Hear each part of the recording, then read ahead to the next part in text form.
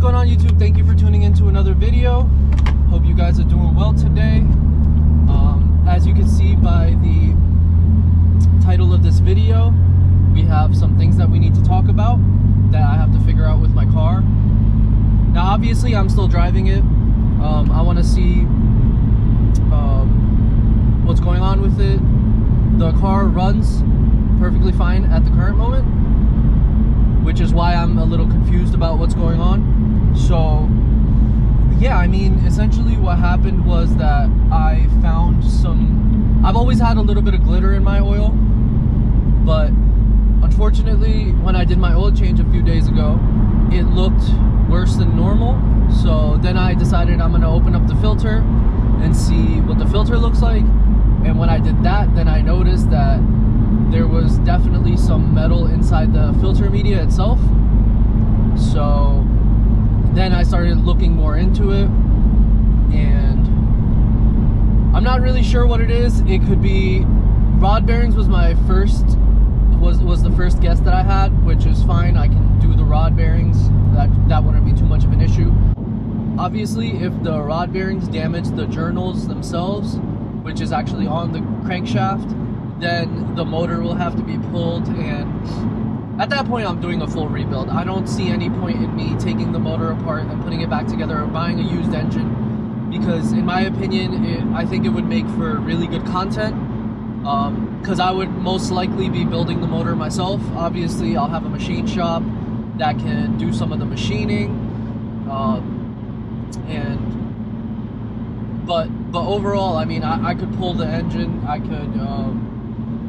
could actually build it myself. I don't see that being impossible. I'd obviously have to be extremely careful, but yeah. So, you know, you would think that this type of thing would occur if you don't take care of the car or something like that, but I have been doing my oil changes every 2,500 to 3,000 miles. I do beat on the car a lot, not when it's cold though. Always warm it up first. But yeah, I mean, I do my oil changes frequently enough. I've had the car for 40,000 miles. In the last 2 years, I've put 40,000 miles on the car, and I actually bought it with 40 on it already. So the car's currently at 80,000, and yeah, so you know, it's definitely unfortunate. It's not something that I was really looking to do right now. I knew at some point that I would want to build the engine, but it seems like I'm being forced into it. But obviously, if I build the motor, I'm gonna refresh as much stuff as I can where it still financially makes sense. Definitely gonna be throwing in some turbos. I mean, the engine's out. Why would I, like, if I have to do, for example, if my turbos were to die out in like 20,000 miles or so, let's say they last 100K, then, you know, it doesn't make sense for me to like then have to rip the car apart again top to bottom, because turbos is not the most impossible thing. You don't have to pull the engine or anything in this car, but yeah, I mean, if the engine's out, like, it's just like a no-brainer, you know. So yeah, I'll probably do the turbos, probably refresh as much as I can, which makes sense. I'll probably be doing ooh, another M4. Shit. I'll probably be doing rod bearings, maybe even the main bearings. Rod bearings, main bearings, pistons, rods. I don't know what else.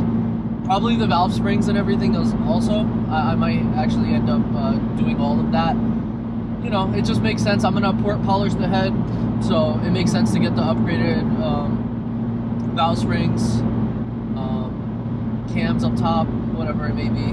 Even if I don't upgrade them, maybe a newer one if they are damaged. But yeah, so I've been doing some research, talking to some shops.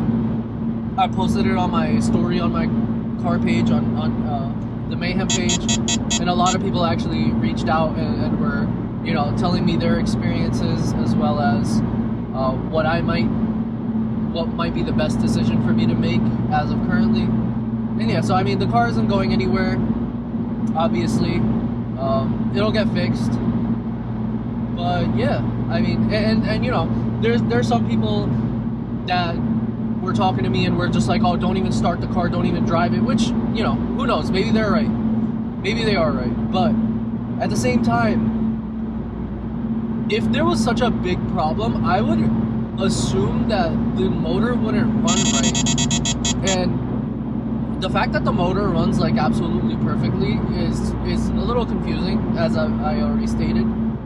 But, you know, maybe it's something's wearing inside the engine. Obviously something is, but hopefully it's not something that requires a full rebuild. Because, for example, if it was just rod bearings, I'll just do it, get it over with, and move on, and then I can, you know, build the motor at some other point. Because rod bearings is a simple, it's not simple, but you pretty much just drop the subframe, drop the oil pan. You have to get the oil pump and stuff out of the way, whatever's under there, and then you can simply go replace your rod bearings, measure them, make sure you have the right ones, and slap them in, and the car would be good to go. Obviously, if the rod bearings then messed up the crankshaft, as I stated, I would definitely have to take the motor apart. And yeah, so hopefully, I don't know, we'll see, I guess. I haven't been driving the car too much because, and I'm also gonna be going a little easier on it. I'm not gonna be beating on it as much. Just to see, you know, I'll probably wait like a week, open up the oil filter again. Maybe less than a week even. But I'll keep my eye on it, you know. I'm not gonna drive it too hard. Keep checking the oil. Just pop open the filter and see what it looks like in there. If I don't see anything crazy, then, I mean, I don't know. I don't see any point in me like going just tearing the motor apart, and, you know, because obviously it's not a cheap fix. It is gonna be quite expensive, but it would be worth it. I mean, long term, it would be definitely worth it, because I'm planning on keeping this car for a very long time, and I don't plan on getting rid of it anytime soon, if ever, to be honest, because I've done so much stuff to this car. I've you know,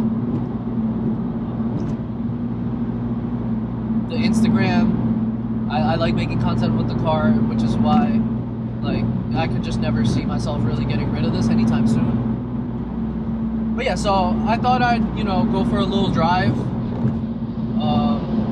grab myself some coffee, you know, and I'm just gonna go get a quick touchless wash. We're gonna probably go shoot a couple, some real content or whatever, you know, just take some videos. Oh yeah, and the biggest thing I wanted to do today was, I haven't taken the car on a little bit of a longer drive since I did the transmission fluid. So I'm sure the video will be out already, but I did the fall line transmission pan, which holds more fluid, and it also, you know, it's a aluminum. I believe it's aluminum. I don't know what metal it's made out of. It's definitely some good quality material, but the pan is metal, and it's definitely, it's a lifetime pan also. It's not something that I need to replace every time I change the transmission fluid. So I do like that. It was a little expensive, but, you know, I've always had like weird transmission issues where when it's really cold, it judders like bad, and then even when I'm like driving, I mean, if I don't let the transmission warm up for a while, if I'm driving hard, then I've literally had the car go out of gear. Like, I've had it just start free revving, like I'll upshift, and it won't even go into the next gear. Instead, it'll just throw itself into neutral and start revving out because my foot is on the accelerator, obviously. So, you know, the clutches have been slipping. It's just something that hasn't been occurring too frequently, but I was like, you know, if, you know, obviously if I pull the engine out, I might just do the clutches, you know, because at that point, I already have the motor out. It doesn't make sense to wait, which again, another quite expensive part. I think the clutches are like $2,500, but, you know, you can throw them right in. It's a very simple install. Obviously, when you have either the transmission dropped or the motor pulled out, it's quite easy. It's nothing too hard. But yeah, so I did the transmission, I did the diff as well, and I just wanted to make sure everything was working properly. So far, it's been good. I also did, while I was doing the transmission fluid, I also did do the readaptation to the clutches. So it actually, I have ISTA, so it allows you to readapt the clutches, you know. So I did do that, and I think it has made a bit of a difference. It's definitely, obviously the DCTs are always a little jerky, but it's definitely much better when it's cold now. It doesn't like feel like you're braking the car, which is how it felt before, which I hated that feeling. Like, I don't want to feel like I'm braking the car, because that's ridiculous. But yeah, so luckily everything on that end is good, but obviously I have other issues now. Yeah, see, like, she runs perfectly fine. Come on. But yeah, I mean, other than that, I'd like to get your guys' opinions on what I should do with the situation. Would you like to see me build the motor? You know, I'd obviously document everything, pulling the motor out, you know, make videos on all of it, actually getting the heads ported, polished, etc., putting the motor together, you know, the whole deal. But I think it would make for great quality content. Also, like, I do enjoy working on cars, which is why I have a shop. So, you know, I think it would be really cool to say that I actually built the motor in my car, having never done it before. Obviously a little risky, but, you know, if you know me, I am someone who always likes to try new things and just does it. Luckily, it hasn't bit me in the ass yet.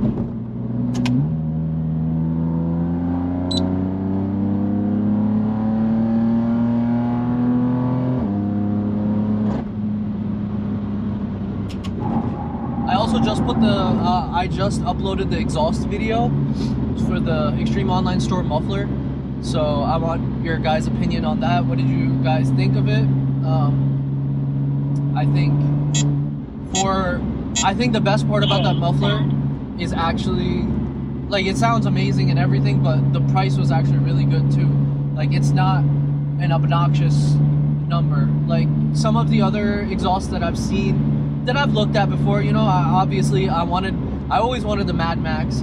It's $2,500, and it's just like, I don't know, it just doesn't make sense for a muffler, because at the end of the day, the muffler section, when the valves are open, it's going to be straight piped anyways. So, like, how much of a difference in sound? Like, 5% louder than this, 10% louder than this? I can't imagine it's much. Like, they didn't do anything special. But yeah, so I mean, I think, so the exhaust, this exhaust is actually about $700-ish, depending on the tips you pick. They have either the silver exhaust tips or the burnt titanium. Burnt titanium exhaust tips. So I did the burnt ones, but yeah, it's a $700 muffler approximately, and I think it sounds amazing. Like, I have no complaints. It bolted right up. My favorite part is, like, if you do some of these other exhausts where it's like Valvetronic or whatever, they don't really, as far as I've seen, every exhaust I've installed, they don't really tie into the OEM system. Most of them, at least. You have to have a whole separate controller and all of that. Rather than being able to plug in your OEM harness, your OEM valve controller into the exhaust itself.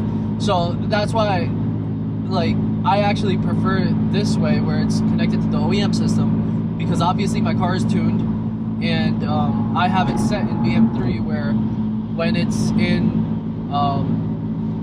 in Sport mode and Sport Plus, the valves are open.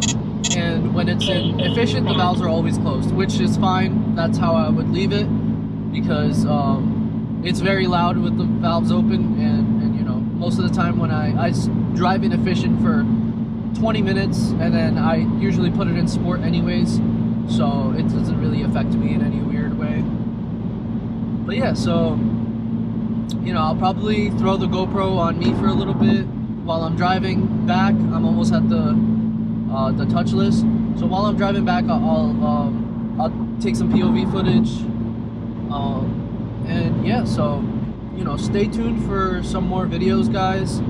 We have a bunch of things coming up. Obviously, also, I'm going to be figuring out what I'm going to do with the motor itself. But other than that, I have a bunch of stuff that is coming up. I just put the G82 wing on, which the video should be out at this point too. I put the end plates on it last night, so I think it looks amazing with the car. But other than that, I also have carbon fiber fenders coming. So yeah, I mean, shout out to Midwest Mirror Supply. They hooked it up with the carbon fiber fenders. They gave me a really, really good price. And obviously, huge shout out to Extreme Online Sport as well. Extreme Online Store, sorry.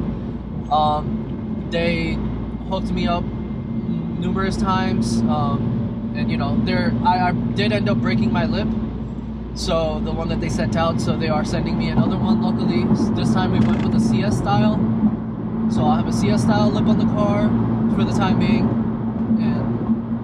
and yeah, it'll get me through winter. That should be fine.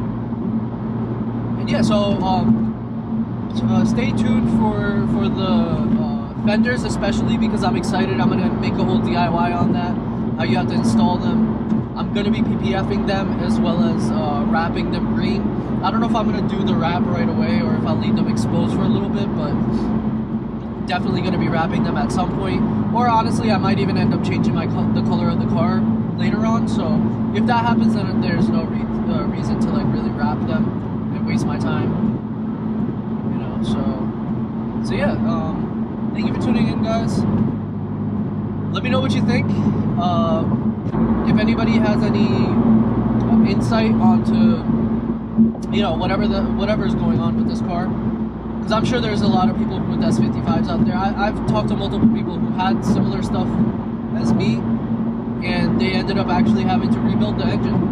So, you know, if that's what we have to do, that's what we have to do. That's fine, I guess. But yeah, if anybody has insight, please let me know. Sorry, I was dodging some stuff on the highway.